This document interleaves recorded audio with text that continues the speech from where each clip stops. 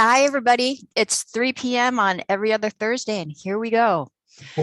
Yolo County Library Land Acknowledgement. We should take a moment to acknowledge the land on which we are gathered for this meeting. For thousands of years, this land has been home of the Patwin people, including the Yocha Dehe Winton Nation today. The Patwin people have remained committed to the stewardship of this land over many centuries. It has been cherished and protected as elders have instructed the young through generations. We are honored and grateful to be gathered here together on their traditional lands.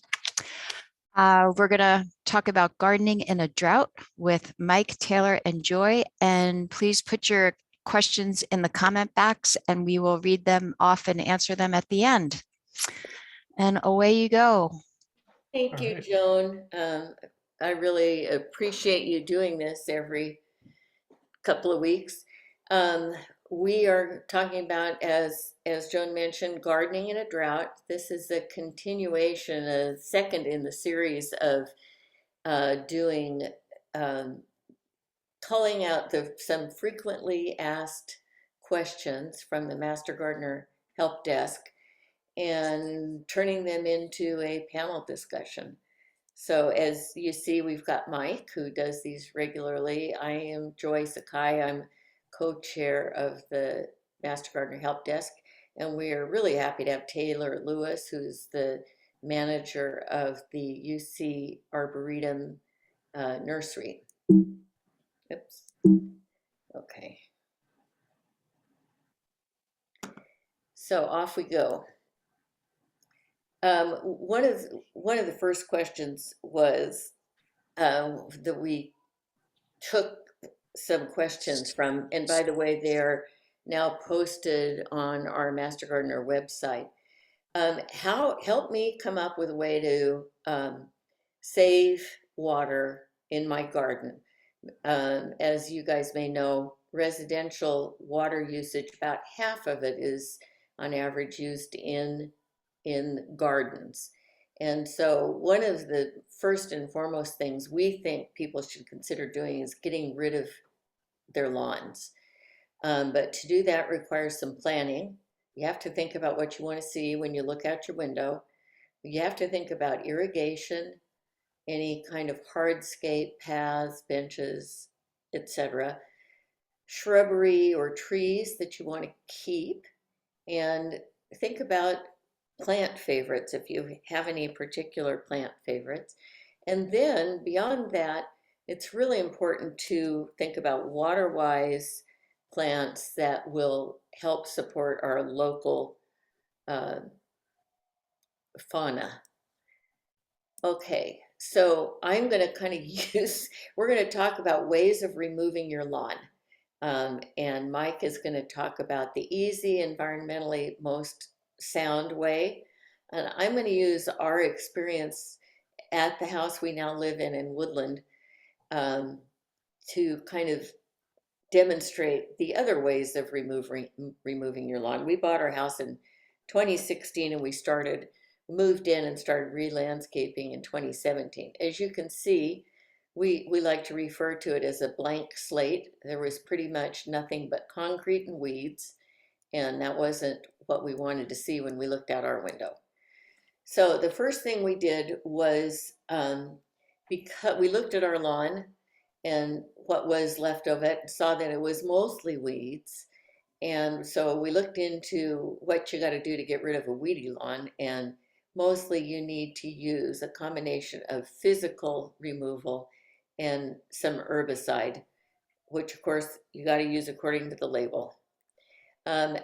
Because we had a very old, partly non-functional and high water sprinkler system, we decided to take that out and put in mostly drip. We have one little spot of lower water sprinklers for a space in the new landscaping where there is ground cover, not lawn, ground cover. And you got to know when you're planning this that it's a big effort. Getting rid of your lawn and trying to improve your water use is a lot of work and it's an expense. And if you do the work yourself, it's physical work. So we did kind of a combination. We hired someone to do most of the lawn removal, some spraying, and put in the drip. And when anytime you make a big change like that, you got to remember that it's not going to look good overnight. We were told, and I've since determined that it's the truth, that you plant small plants versus a larger plant. You save money on small plants, and it doesn't take very long before they catch up to the big plants. So save a little money that way. This was a family project, and this was on your right is the family. And we put in this path here, and believe it or not, this was after the landscape had been put in and the old lawn had been sprayed. So we had a lot more weed removal and that kind of thing to do before we planted. But that's the before picture, and this is the after picture. Obviously, we didn't put in the swimming pool, and we didn't pour the cement. But I think you can see that there is,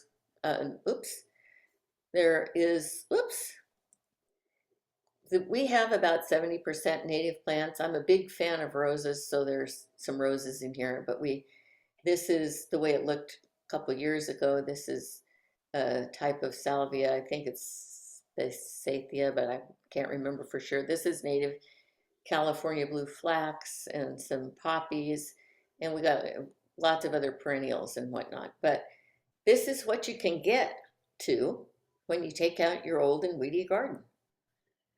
And Mike, you're up. I'm going to unshare. You're going to talk about the other methods option of removing lawns. Yeah, hang on. And just a reminder, put your questions in the chat because we're going to answer them all at the end. Okay. Yeah, well, we had to do a little dance there, but here we go. So Joy talked about two ways to remove your lawn. That would be either physically digging it out or using an herbicide, or as they had to do, a combination of that. There's another way to do it if your lawn does not have too many weeds, and certainly none of the summer jointed grass like Bermuda grass, because they usually have a deep rhizome. And what I'm going to talk about here wouldn't kill them. But if you have a pretty good looking, typical grass lawn without a lot of weeds, sheet mulching that lawn area is a good way to go. There are benefits, certainly, and a few disadvantages. We'll talk about that. Wait a minute, I've got to get, there we go. Okay, so the first thing you want to do once you've decided which area you want to remove is by cutting your lawn as short as possible, either with a lawnmower or weed whacker, right down to the ground if you can. And then as here, you can see what you want to do is you want to cut an angled ditch about 6 inches wide, definitely along any pavement, and even along areas that aren't, it can be helpful. That'll help you to make the job a lot neater.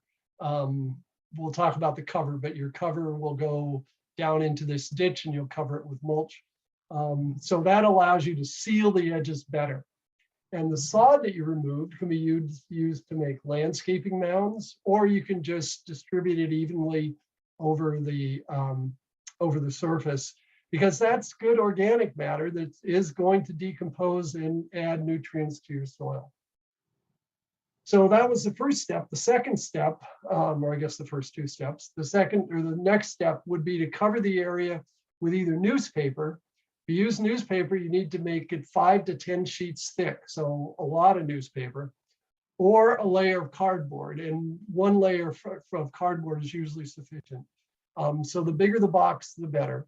Makes it a little easier. You want to overlap either of them by about 4 inches, so no gaps, and that some weed or grass can decide to grow through. And watering it while you're doing that process can make it easier if you're doing it on a windy day. because it really can't just chasing stuff all over the place. So watering it down as you lay it down can certainly help. Then the next thing you want to do is cover it with 4 to 6 inches of mulch. Ground trees, as you'd get from a tree service, and often you can get those for free. Chip Drop is actually a website that you can sign up for, and at some point they'll come by and drop a load of wood chips for you. Or you can buy them at a soil or garden store. One way or another, you do need to have a lot of mulch, even for a fairly small area. It adds up a lot. So you want 4 to 6 inches.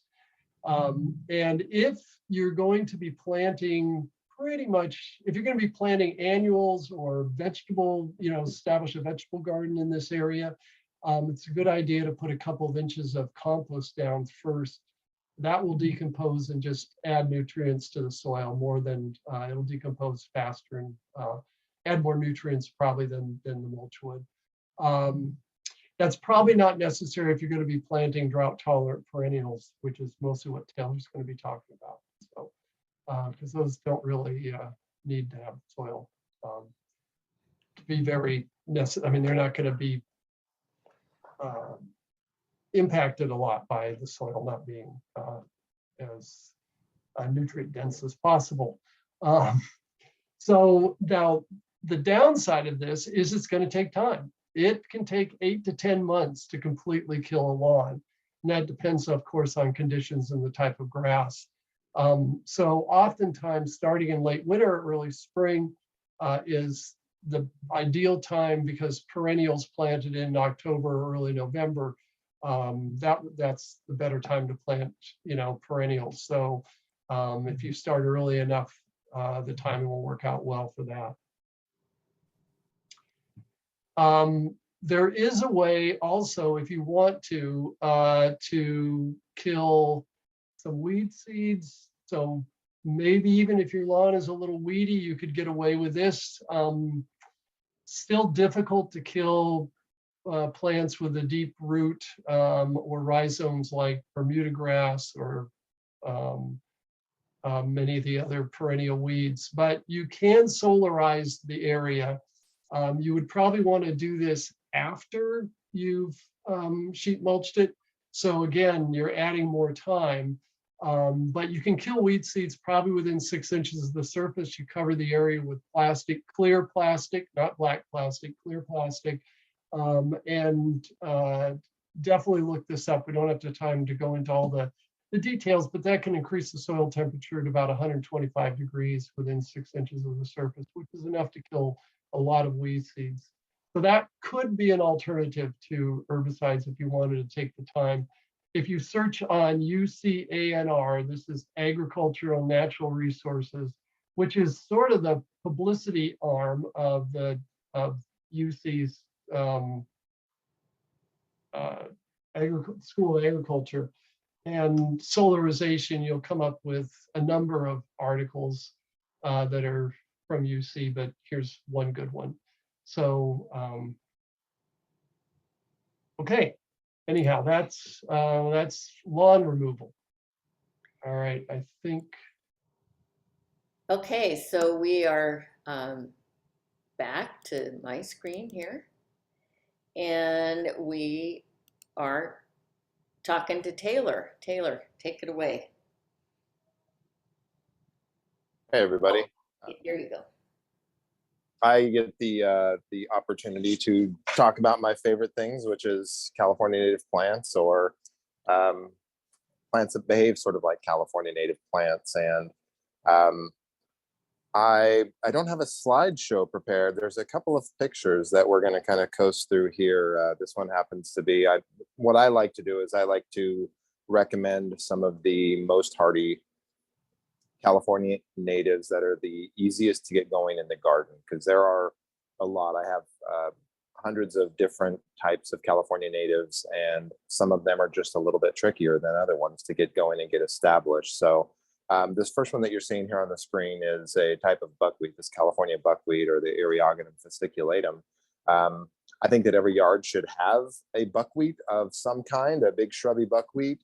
is going to attract just a multitude of pollinators and beneficial insects. I think that the buckwheats that I have planted around the nursery, you can, during their flowering season, you can go out with a camera and catch 5 different things in one picture. And it's just an amazing bounty of life. So it's, the buckwheat is definitely one of my favorites. And it comes in, 5 or 6 really easily attainable flavors, giant buckwheats and ground cover types, and the red buckwheat that we're all kind of used to seeing as well. So that's the buckwheat. That's very high on my list of plants that are important and also easy to get started. I think that grass is another easy way to add a little bit of texture, a little bit of life, and with different sizes. I know that I think everybody's first go-to with California natives is for the deer grass.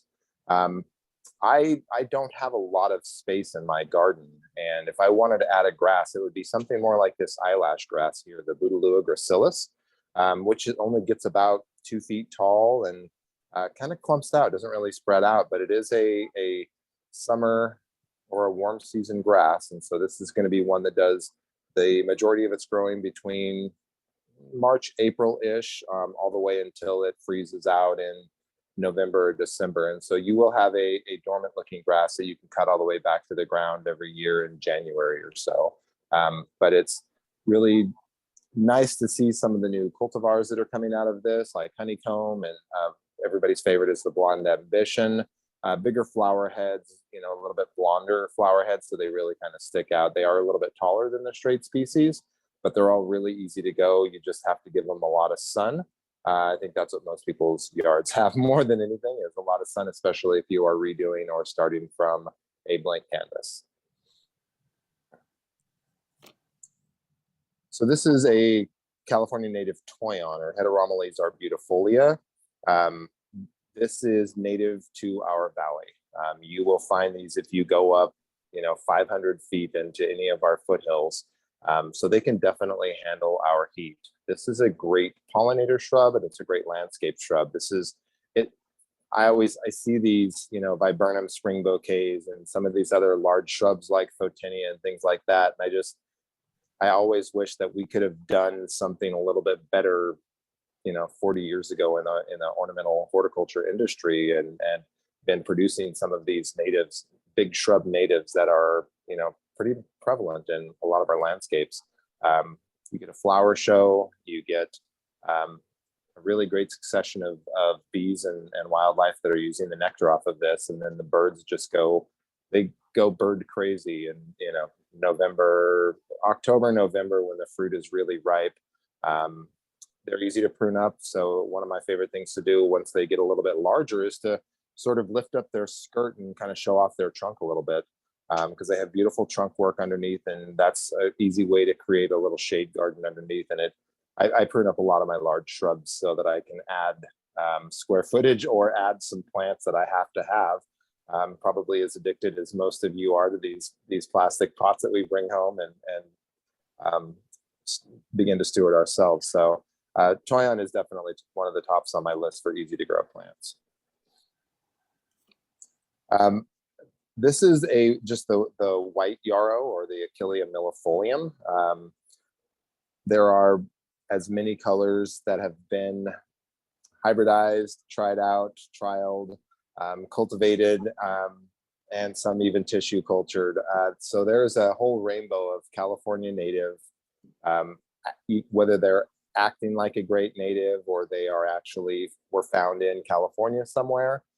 They are all super drought tolerant once they're established. I have a hard time keeping them wet in a pot because they are very actively growing and very thirsty.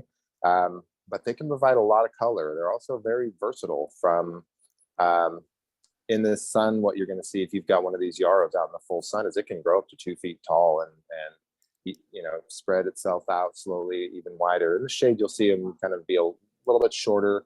But look for paprikas and pomegranates and tutti fruttis and apricots and all of these types. Beautiful, easy way to add color to the garden.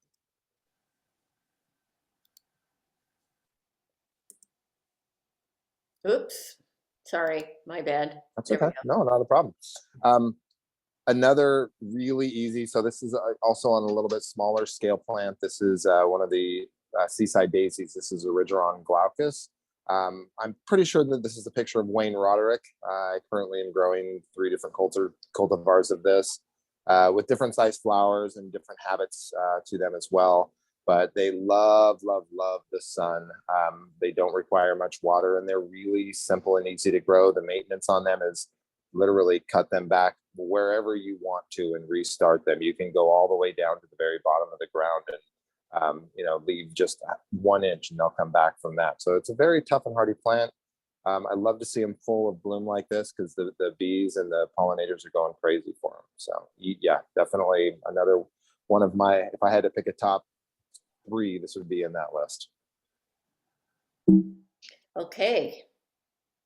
I think I that's always, and I have 100 other plants, maybe not 100, but I probably have about 20 other ones if anybody's interested in some of my other favorites, Solidagos and Grandillias, Salvias and Heucheras. They're definitely very easy to grow, easy to start, easy to maintain. well, we'll get back to you, Taylor, because I'm sure there are going to be a bunch of questions. Super. Okay. The last part of this little presentation before we open it up to questions is about caring for trees in heat and drought. At the help desk, we get tons of sick tree questions, many of which are related to watering or lack of water. And so I wanted to address some of the first part of this, and then Mike's going to carry on with the rest. But I mean, I think a lot of the audience is master gardeners. Some of you may not be. So it's really important that trees cool spaces. They create shade, but they also cool it through transpiration, which is a biochemical process where they release water vapor into the air. And that is as a product, water and oxygen are a product of photosynthesis. They also, as everybody knows, I think, absorb carbon dioxide. In this day and time, these are both really hugely important factors. So end result is, I think everybody would agree that trees are the most valuable part of your landscape, and in hot summer drought conditions, we really need to take care of them. So some trees become prone to infestations of boring insects and other problems because they suffer heat stress. And so the best way to prevent heat and drought stress is to water them. That may sound pretty stupid, but believe it or not, there are people who think that their large landscape trees don't require water, and they do. They may not require watering in the wintertime, but during the summer they certainly do, even mature trees. And Mike is going to be talking about how to water. Another thing to avoid is fertilization in the hottest part of summer. When you fertilize, that pushes new growth. New growth is particularly sensitive to heat, and so it's just not a good idea to fertilize in the middle of summer. You can thin fruit trees, but in the summertime, but only when you need to, and to late spring, early summer, to improve airflow and to maybe get off dead stuff, and not at the hottest time of the year. Very young trees are going to require more water, and they may need temporary shade. And with that, I believe Mike is going to, I've got some references at the end, but I'm going to turn this over to Mike now to finish with the watering trees question. Are you there, Mike? Yep. Yeah. Hang on.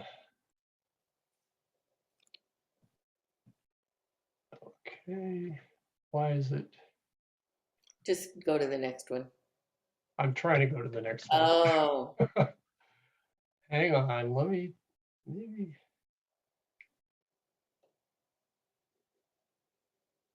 Let me try, hang on.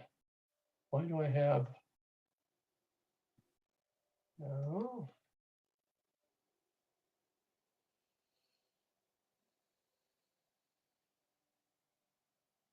Don't ask me why this is. Okay. Up, now it's gonna work. Okay. Sorry about that. So the original question, as Joy told you, was about fruit trees. So I want to focus on that first, and then we'll talk about landscape trees, which may be different in Mike, terms of how you would you water want, them. Yep, yeah. you want to click the button that says Oh, you're right. start from current slide? There you Hang go. on. Next one left. There you go. Oh, right. From current slide. Okay, okay. So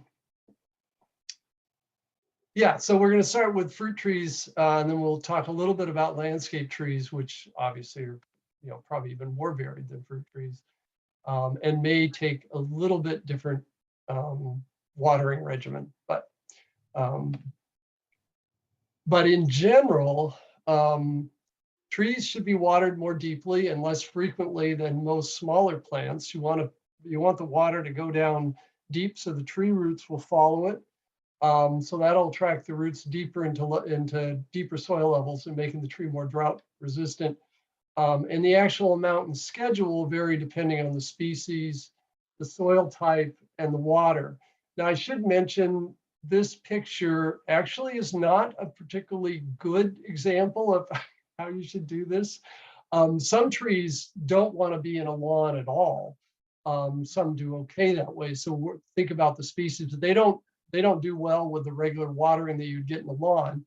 And even if that's the case, you should probably pull the grass back to 12 to 18 inches at least away from the trunk. But there are a lot of types of trees, and fruit trees are, generally speaking, one of them that do not want to be watered the way you would water a lawn, which is very frequently and shallow, but shallowly, which is what we're trying to get away from. So anyhow, this is an example of how really not to do it. But what I wanted to show you is this drip system in a spiral.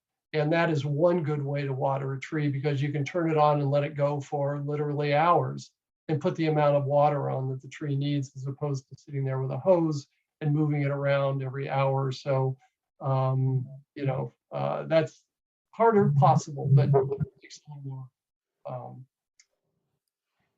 little more attention. And then the other thing, again, the species can matter, because the pomegranate and the fig that the two people that sent the question in have will survive and actually do quite well with much less water than the pear and the citrus. And the same would go for stone fruits like peaches and nectarines and cherries. They also would need more water than the pomegranate and the fig. So you just have to pay attention to the species when you're doing that.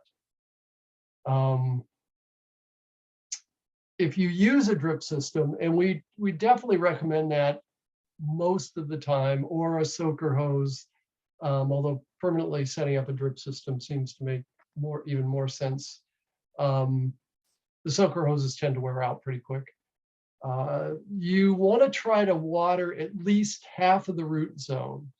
And so if you put your drip system, again, this isn't the best example. Oftentimes they'll say to if you do a spiral, to do them a foot apart.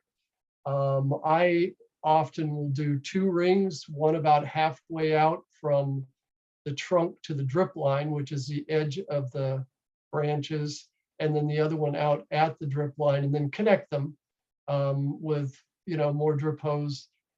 You probably get enough coverage that way too. But you want to, trees are pretty good at sharing water. If some of the roots are being watered and some aren't, they're pretty good at sharing the water, but you need to try to wet at least half of the root zone. and be aware of the type of soil you have. If it's sandy soil, which most of us don't have, the water is going to go through and not spread out as much. If it's loam, it's going to spread out more, and clay, it'll spread out even more.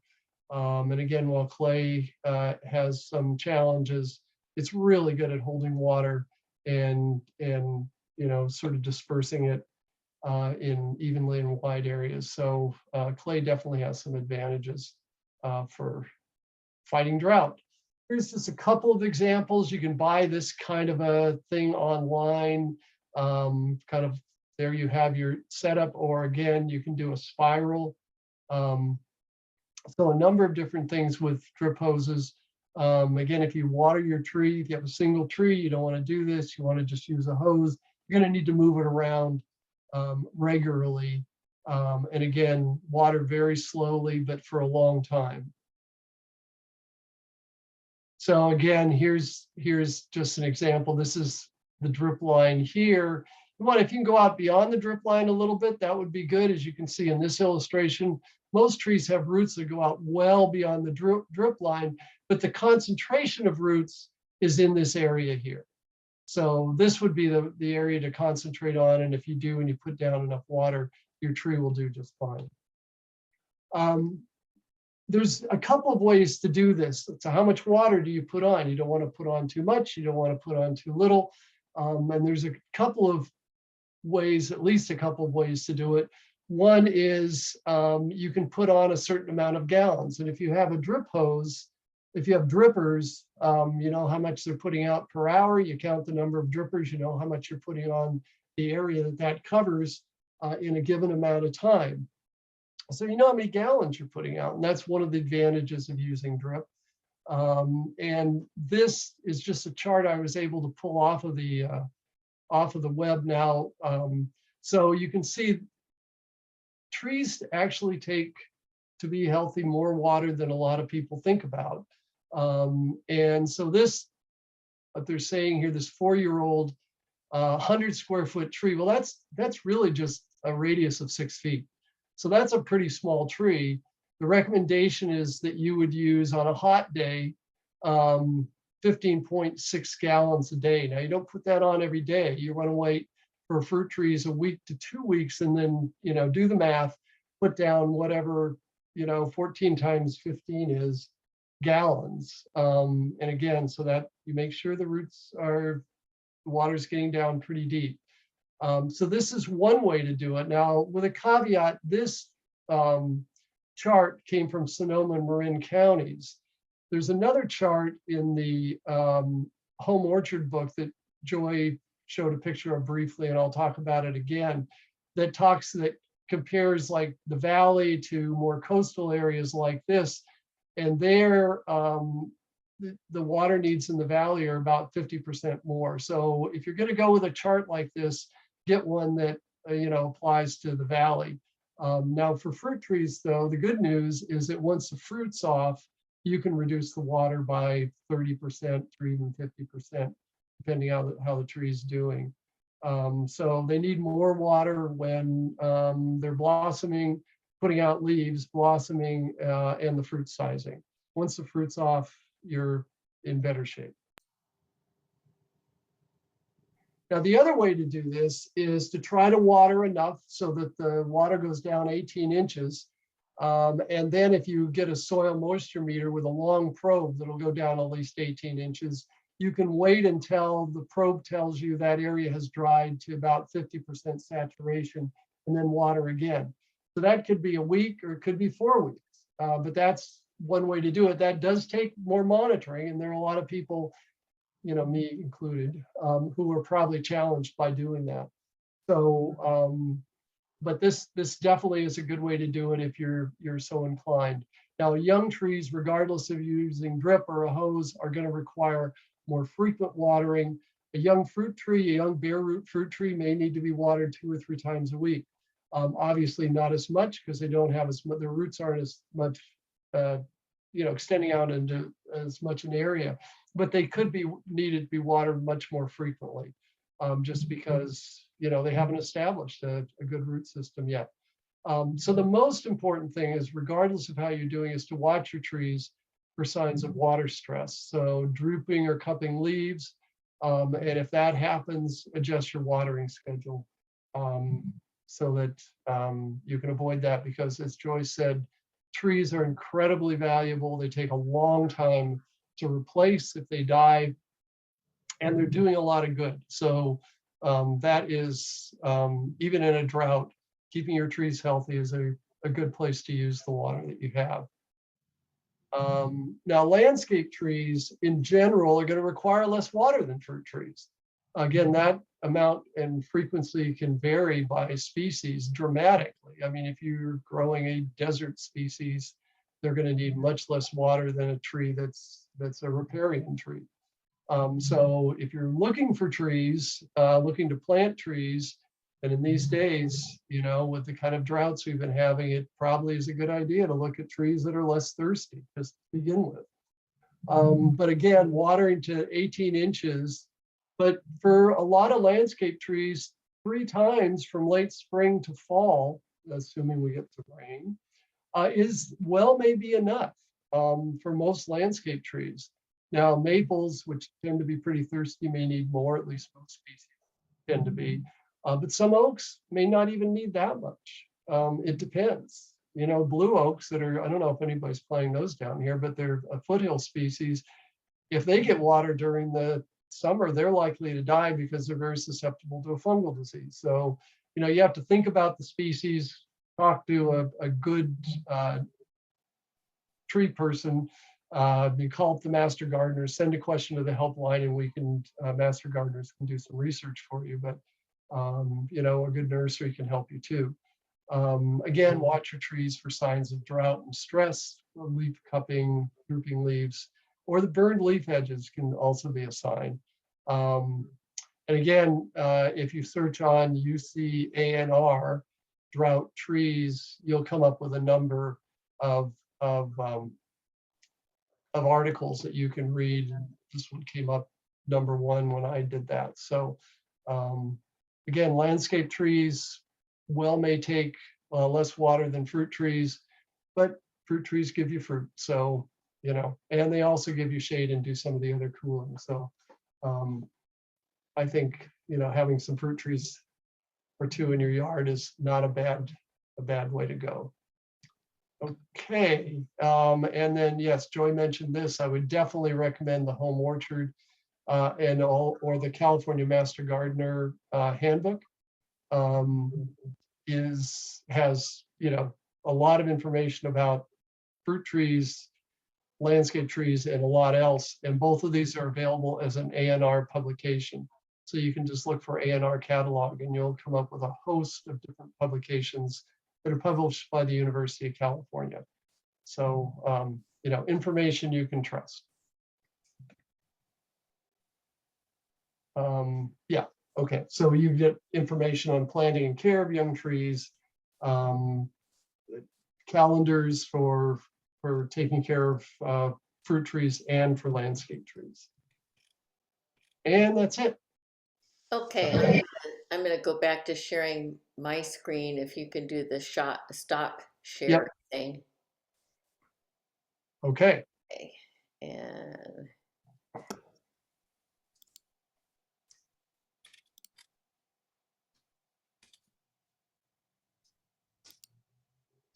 okay, so I just wanted to also point out that for obviously the same home orchard, obviously it's a winner. In addition, the California Native Plant Society has a wonderful website. At the top of their website, you can go to lawn removal, garden design, all kinds of things. Calscape in particular, you can plug in your zip code and it will pop up with a whole bunch of different plants that are native to this area. And it will tell you where those plants are available, what nurseries they're available in. But I want to give a little shout out to the plant sale at the UC Davis Arboretum that happens twice a year. We got a whole lot of our native plants from the Arboretum, and they're a really good close by source. And so I'm hoping that we might have a few minutes at the end. Got a couple questions in the chat. You guys can put questions in now if you have any. And if there is extra time, I'd love for Taylor to riff on some other favorite California natives to put in yards. Joan, do you want to read the questions? I covered area with cardboard and added mulch. Result was some molding under cardboard. What might I have done wrong? Nothing. That's fine. It's, you know, that mold, it's probably a fungus. I mean, molds. And that's one of the ways the cardboard decomposes. So that's part of the reason it takes, you know, 10 months is the cardboard and the paper need to decompose and the lawn needs to die. But that's just going to add organic matter basically to the area that you're going to then plant. So generally speaking, there's nothing wrong with that. And can I just add too that healthy soil has mycelium. It's basically like fungal roots all through it. If you go out into an old forest and look underneath the layers of leaves, you will see mycelium, fungal mycelium everywhere. That's a sign of really healthy soil.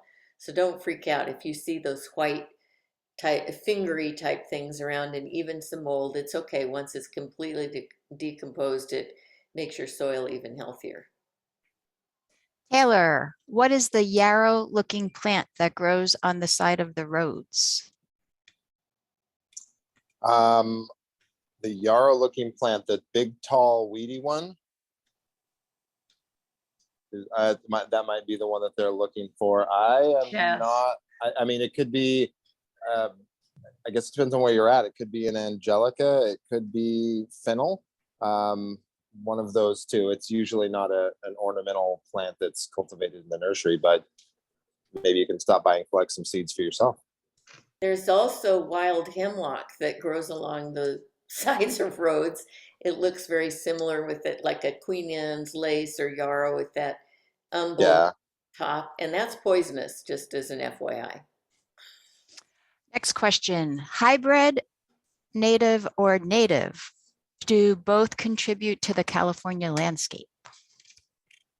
So I think that's a great question. And I think that I guess I think of a plant like echinacea where we have bred all of the beneficial aspects of its flowers and its nectar out of the plants. Yarrow is not there yet. So if we're just going to talk about yarrow and its cultivars, and we're honestly looking at some of these things also in the gardens here at the Arboretum, and we're comparing different cultivars. And there are, you know, citizen science groups that are watching these plants for bugs and counting bugs that are going to them, so that we can plant the right things, we can recommend the right things. When in doubt, just plant straight mellifolium and maybe pepper in some of your other colors. So it depends on where it was found, as whether it was a native or a non-native. In my opinion, I think that if it has the same genus and species and behaves very native-like, even if it was found on a mountain in Colorado somewhere, if it behaves like a California native and it's the same species, like, try it out, give it a shot, see what you think. Taylor, do you have an open house at the Arboretum greenhouse? Not at our greenhouse. We don't have people there, but here at the nursery, this is a separate place. We will be having many open houses in the futures. Right now, we're a little bit under construction with a new environmental education center that's being built as we speak right now. And so there is many times I'm never closed. I'm not open for sales most of the year, but the nursery is always here during the week. And there's usually somebody, if you want to come in and poke your head around and kind of look at some plants and get kind of a little preview, I don't mind. if that happens. I can't sell you any plants. I don't have a way to take your money. But it's a good way to kind of start making a really nice list as your cardboard decomposes. And lastly, Taylor, what was the name of the last purple plant? Oh, that's one of the Erie plants, like Eriodictin or Eriogonum or Eriomophila or Eriophyllum, or it's an erigeron. That's what it is. It's an erigeron glaucus, and it's a seaside daisy. That's it. Taylor, you want to take, we got 10 minutes, 15 minutes. Do you want to take a minute and just talk about some of others of your favorite natives? Just for our just neck riff of the on woods? Yeah, just riff on. plants. I can do Yes. that. So some of the sunny ones, reset my brain here. I'm gonna go down my tables in my head is what I'm gonna do. So that erigeron glaucus is probably the first one. The blue flax that you saw in that picture before, the Linum lewisii, is a fantastically easy plant, and plus it provides more. They're short-lived perennial, but you get so many seeds off of them. I have been growing this solanum for the past many years. That's it was in the UCCE water trials. The cultivar's name is Mountain Pride. Big dark purple flower, really nice, very sturdy, very hardy bush, about 4 feet tall. The desert mallow, Sphaerosia ambigua, has been rocking it in every garden that I put it in. As long as people are cutting it back and giving it the maintenance that it likes, it's doing phenomenally well. I'm a big fan of goldenrod or the solidago, but in a natural setting, just the straight species Californica. But the one that I grow here at the nursery is a cultivar called Cascade Creek. And that was found here in California, and it's a much shorter, much more handsome variety for a yard. And actually spreads a little bit of a ground cover, yellow flowers in the summer and in the fall. The name has just changed from verbena to glandularia. I think that the glandularia lilacina, whether it's the pink Paseo Rancho or the purple de la Mina, both of those have been, I keep seeing them pop up in people's yards, and I'm just really impressed that I'm seeing as many of these out there as I have. They smell really good too. They're Yes. beautifully scented. Yeah, I agree with that. Grindilia, there's a few different species that are readily available. I'm going to forget one of them, but Camporum and Stricta. Yeah, I told you I was going to forget one. But they can be a little, some of them can be a little on the weedy side. So be careful about the one that you get. What's a common name of Grindelia? Why do you gotta ask me hard questions? That's the gum plant. Oh, gum plant. Okay. That's gum plant. Yeah. Yeah. So I think that's it's very, very tough. I kind of had this years ago. I had this joke. I was doing a lot more restoration, and it's like you go back to a restoration site after 20 years of no watering, and the only thing that's left is the choyon and the grandelia. But so it's a tough, very hardy plant. If you've got one of those troubling spots or troublesome spots that you just can't quite get a plant to stick, try a grandelia or solidago. I love coffeeberry, the Frangula californicas, and all of their cultivars and species, or subspecies anyways. For large shrubs, it's another one of those that you can kind of prune up and kind of make it into an architectural piece in your garden. That's another one that has this really strange succession of bees and wasps and other pollinators, and you'll see one week and it'll cover the entire tree, and the next week you have another one out there and it's covering the entire tree.